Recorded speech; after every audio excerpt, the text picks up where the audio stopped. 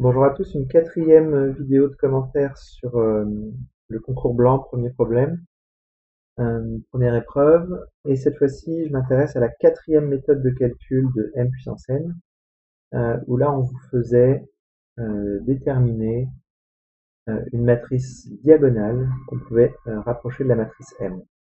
Alors, ça commence par une résolution de système, et je voudrais vraiment revenir là-dessus parce que ces systèmes-là, c'est ceux que vous allez en permanence devoir résoudre.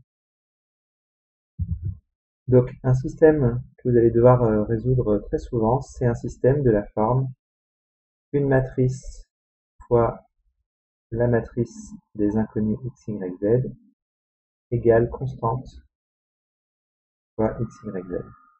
Trouver les lambdas pour lesquels ce système-là a une autre solution que 0, 0, 0 et déterminer toutes ces solutions, ce sera vraiment le cœur de tout ce que vous aurez à faire en algèbre linéaire dans votre expérience d'ici l'année prochaine. Alors pour ça, la première chose à faire, c'est vraiment de s'imaginer un système comme on en a l'habitude, c'est-à-dire toutes les inconnues passées du même côté. Notre exemple ici, c'est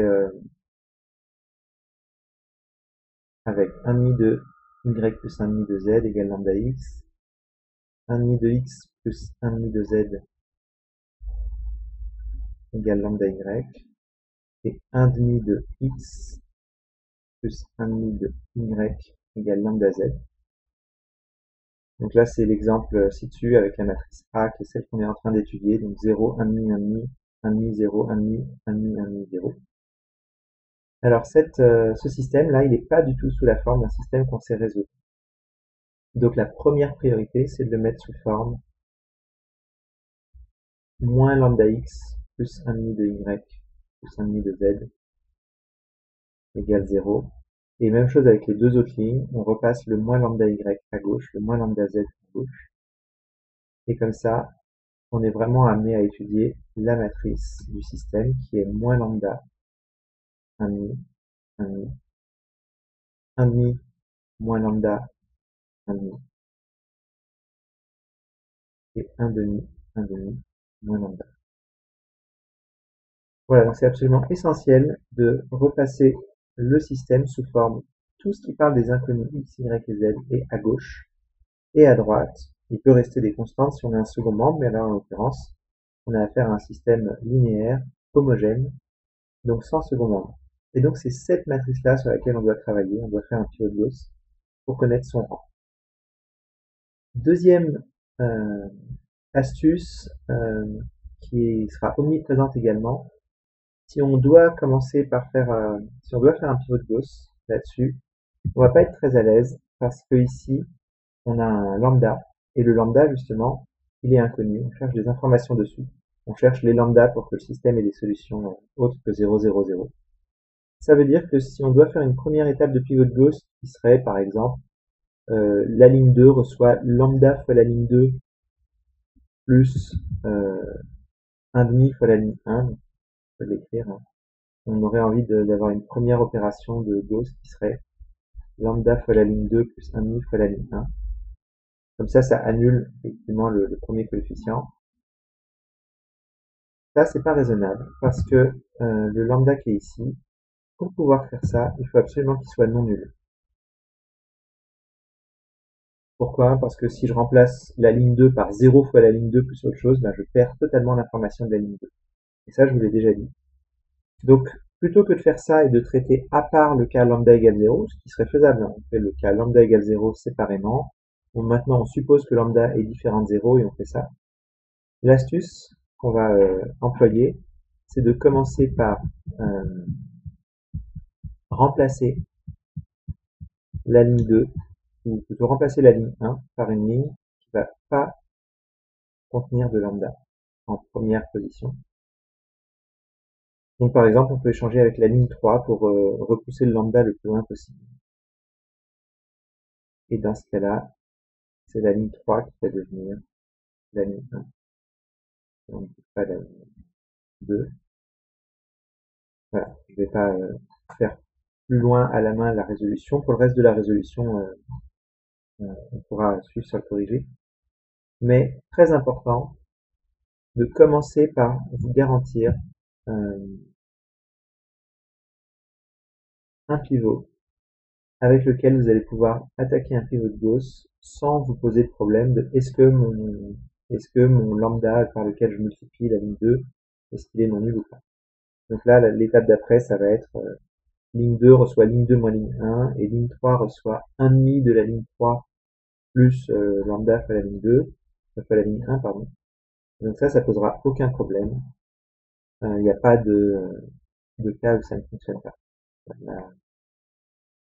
Je l'ai fait ici sans écrire les opérations que je fais sur les lignes. Donc exercice à la maison, réécrivez ces opérations-là pour vérifier ce qui a été fait.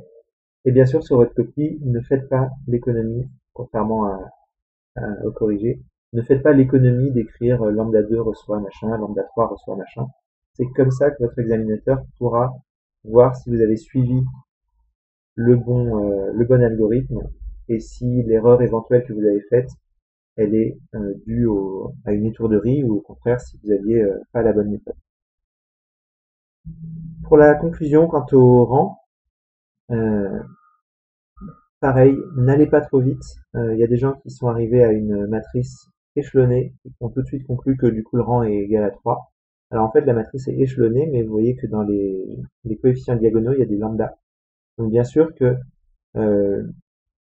les pivots non nuls, nuls ou non nuls, c'est cela, donc le 1,5 bien sûr il est non nul. Le moins lambda moins 1,5 il est non nul seulement si lambda est différent de moins 1,5.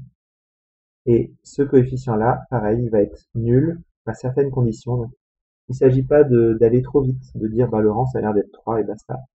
Il s'agit vraiment soigneusement de vérifier quand est-ce que ces pivots sont non nuls pour savoir quand la matrice est de rang 3 ou non. J'ajoute la question, la réponse à la question combien il y a de solutions au système. Alors il y a des gens qui ont dit bah il y a 2 solutions, 3 solutions, 4 solutions. J'ai pas très bien compris pourquoi. Un système linéaire, c'est très facile. S'il y a éventuellement un second membre, il peut y avoir 0 ou une unique ou une infinité de solutions. Il n'y a pas d'intermédiaire. Et si le système est comme ça sans second membre, donc égale 0, 0, 0, il est homogène, il y a forcément la solution 0, 0, 0. Et donc, il ne peut pas y avoir aucune solution.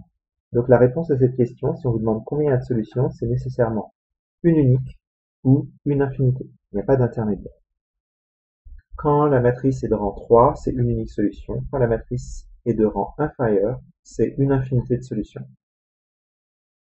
Et donc ça, c'est bien sûr indispensable de soigneusement vérifier le rang. Pour les cas particuliers où le rang n'est pas maximal, on regarde si le rang est 1 ou 2, mais dans tous les cas, il y a une infinité de solutions dès que le rang n'est pas 3. J'insiste à nouveau sur la précision dans le vocabulaire aussi. On parle de système de Cramer, on parle de matrice de rang 2, 1 ou 3. On ne parle pas de matrice de Cramer. J'ai lu ça dans plusieurs copies, ça fait juste mauvais genre. Quand on lit votre copie, vous ne perdrez pas forcément beaucoup de points, mais le regard de votre examinateur sur votre copie s'en trouvera un petit peu altéré.